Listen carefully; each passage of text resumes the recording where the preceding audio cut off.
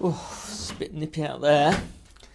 So I thought I'd give you a quick tour of the greenhouse, what's going on in here, check in with all the seedlings and how they're doing. And yeah, and it must get rid of this dehydrator now because we're fully dehydrated, all the apples and pears and things, so we're pretty much finished with that. But yeah, I'm going to start high up, I think, today. And I'm really pleased with the tomatoes this year. They're doing so nicely. So these are all the tomatoes in here now. These are the last tomatoes I've got.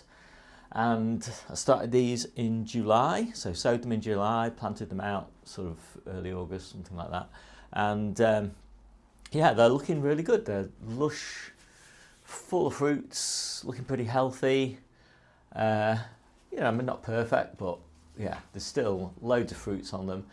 More than enough really for us now just to eat fresh. We don't need any tomatoes for cooking because we've got loads of sauces and you know, frozen tomatoes and things like that for cooking with, but we do need them to eat fresh. And I should think I'm harvesting a good sort of £5 a week in monetary terms worth of tomatoes, probably more than that, maybe about £7 or £8 a week, and long may that continue. I have got honeycomb and sun gold and red profusion. There's the odd ones that are splitting. I've just seen one there, which I'll get rid of. But yeah, and tumbling Tom yellows there, and they're all pretty good, pretty acceptable. And behind me there's another two sun gold and honeycombs. I don't actually know which is which at this point. I've kind of lost track, but they're pretty much identical in terms of taste and growing habit and all that sort of thing. In theory, I think sun gold is meant to split more than honeycomb, but they both split, whereas the red profusion, the tumbling Tom yellow, particularly the tumbling Tom yellows, don't split very much. So I'm pretty pleased with those. And as I say, I'm done with tomatoes other than those. I've still got quite a few peppers on the allotment, in fact, and I keep saying I'll finish harvesting them, but I keep leaving them because there's just so many there.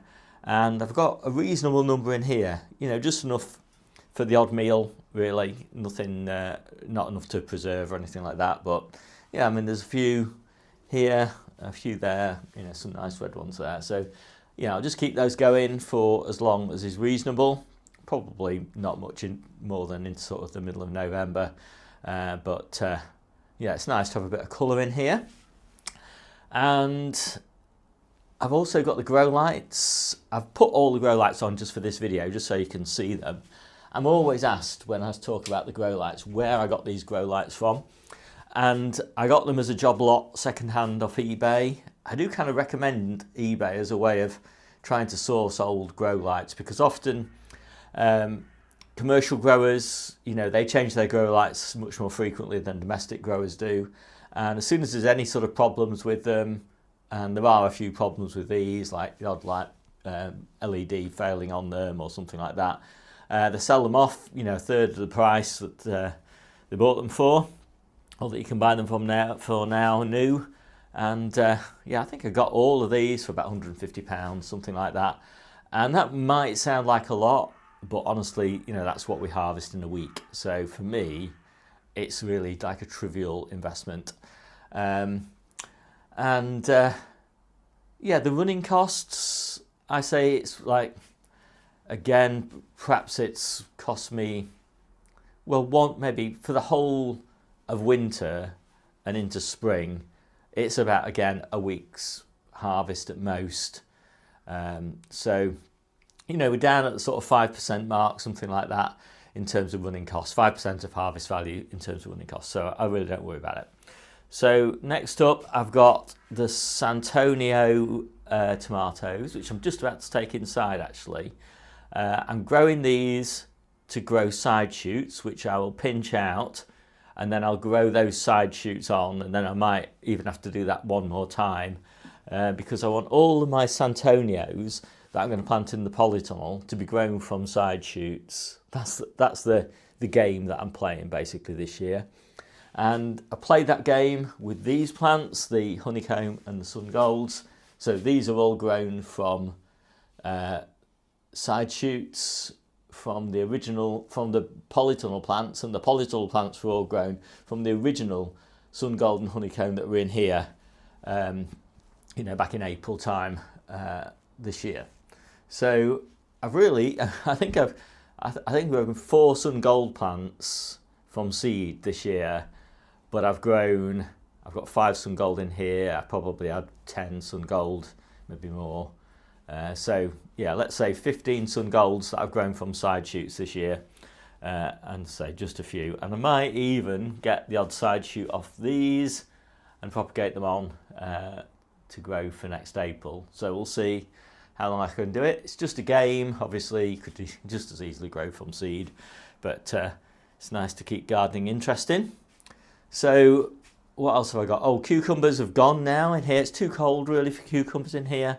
I've got 1 cucumber plant left in the conservatory. It's too dark in my conservatory to keep it going, so it has got a bit of supplementary grow light. But I don't think it's got a bit of mildew on it now, and I don't think it'll last much more than a couple of weeks. But right now it's still providing, 20 cucumbers a week or something. And, that's really nice to have. Although I'm getting slightly fed up of cucumbers now, because, we've eaten hundreds. We've certainly harvested like 400, 500 cucumbers or something. So I'm getting a bit fed up with them. And so I don't really mind at that point when I get fed up of something being without it then until it'll be May before we have cucumbers again. And at that point, I'm kind of like, I want cucumbers. So it's really nice to look forward to things in this kind of seasonal eating pattern. Right. So seedlings, yeah, so look at these down here. So all these trays that are down here are all going to have veggies in them for midwinter. So right now they've just got the seedlings that will be eventually planted into these trays, and we've got red stem pak choy, we've got red beetroot. It doesn't really matter what the variety is because they're just growing those for the leaves. I really like little baby beetroot leaves, and we've got loads of those on the allotment, but they do, by midwinter, they sort of stall on the allotment. They kick back into life towards the end of February, but if you want really nice quality beetroot leaves in that sort of difficult period, middle of December to the middle of February, that 2-month period, not the whole of winter, but just that period, you've really got to grow them under grow lights, or that's at least my experience. So so I've got beetroot there. I've got spinach there. They do really well under grow lights, and I've got golden beetroot there. They're my favourite thing to grow under grow lights in the middle of winter. They under grow lights, the leaves really thicken up and become almost like succulent. So they're really lovely. And they don't do that any other time of year. It's just it's the combination, I think, of growing in the cold and growing under grow light. So lots of sun, but not much heat. They're really nice thick leaves. But tender as well, so there's some sort of almost crunchy. Now all these things, the red stem pak choy, the red beetroot, the spinach and the golden beetroot, they all do really well in the cold under grow lights. Lettuce doesn't do so well in those conditions, I find. So what I'm doing is I'm doing the vast majority of my lettuce is in the polytunnel or under low tunnels and things like that. I will probably still have a little bit that I'll grow in these big trays, but I'll go on the allotment to start off with, and then it'll just be brought in here or into the conservatory under grow lights just for sort of like a 2-week period, just to sort of thicken the leaves up a little bit, give them a little bit more quality.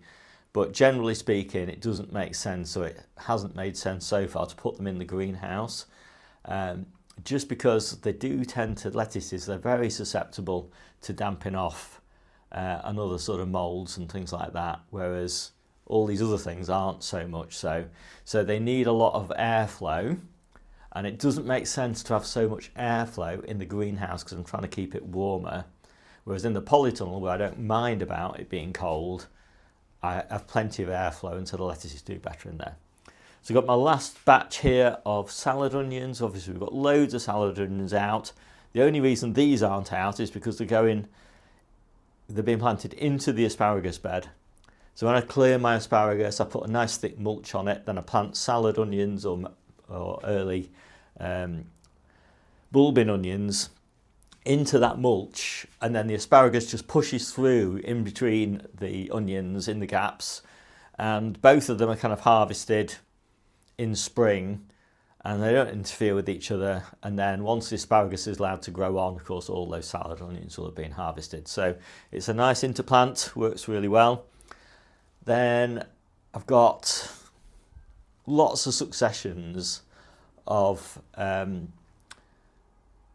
my cauliflowers, calabrese, red cabbages here. So 3 different successions, which will give me a harvest all the way from the beginning of May to the end of May, pretty much. Might get a little bit of calabrese a bit earlier than that. Oh, there's some Romanesco cauliflowers as well. The varieties are red drumhead, which always does so well for me over winter, but it's not clubroot resistant, so I switch over to red ladero once we get into ones that I'm going to grow in summer. So that's the red cabbage. Marathon, which is my preferred calabrese to grow over winter, and that does great. I have some of it in the polytunnel, which I'll plant out sort of late January sort of time. That gives me my earliest harvest. And I've got some of it in my low tunnels, which I plant out after spinach is finished, and plant that out towards the beginning of February. And then I've got lots of cauliflowers. I've got graffiti, and I've got Orkney, and those go out as early as I can, some of them in January, generally after lettuce, and and then they're ready, as I say, all the way through, maybe beginning at the end of April to the end of May. It's really nice. That's the hungry gap. That's when we've got the biggest shortage of stuff. So it's really nice to have a lot of things during that period. And I've got cabbages as well, so Offenham and Caraflex spring cabbages. So they'll also get planted out in that sort of January, February sort of timescale. And so then in that hungry gap, when all the overwintered big brassicas, the colettes, the red cabbages, the Savoy cabbages, the kales, all of that's all gone to seed in April, May. It's really great then to have all these spring cabbages and all the spring cauliflowers and all the spring calabrese and all that. So you can see all these multiple successions, all sort of started in September and early October. And there's not much point starting them any later than this, because then it's basically, you might as well start them in January, February time. They don't really give you any substantially faster harvest if you start them, now in sort of middle of October. What is it? No, it's near the end of October. Lost track of time. And then down here, I've got lettuces, Riccia, Navara, Grenoble Red, Flashy Lightning, Butter Oak, Half Flex and Extranet, which are my favourite spring varieties. And so I like, when I get a bed comes clear, because I'm always clearing beds as I go through winter, I'll pop some of these favourite spring varieties in. They'll be little small plants. They'll stay small until really the sort of the middle of February, something like that. Then they'll start putting on good growth. Sometime in March, probably like the middle towards the end of March, they'll be ready. That's quite a lot faster than I can get them if I started them, say, in the middle of February. So it pays to sort of overwinter to get a nice continuous supply. You could just, of course, overwinter your winter lettuces and just let them carry on into spring. I find I've got quite a few losses to stem rot by then. And of course, they're my winter varieties, and they're never as good as the spring varieties. So for me, it's worth the effort to do that. I don't waste a bed though. It'll be when I clear a bed. Maybe I'll clear a bed of carrots, for example. I'm just at the moment clearing the last few of my summer carrots, switching over to my autumn and winter carrots. And so when that bed comes free, there's not much you can plant really at that time. So in I'll pop these lettuces, and as I say, they'll be ready in March. And then I've got another succession of Asian greens. Of course, I've got a big bed of Asian greens at the moment. It's looking lovely actually. I just picked some today. But they will go to seed in February. So if I want Asian greens in March and April, I find it's good to sow them now, or sow them in December or January or something like that. But then you'll still be a few weeks without them. So this is a way to get them a nice continuous harvest. And I've got a mix of red stem pak choi and tatsoi there. And I won't always have space for them, and I don't mind. The seeds are dirt cheap, and it's worth just having them there as spares, just in case I lost a bed of lettuce a little bit earlier than I expected to, which sometimes happens, or we just eat it quicker than we expected to, which also sometimes happens, in which case I've got some spares. So that, I think, is... Oh no, I've just got the peas. A bit of an experiment here. They're in flower now, the sugar snap peas.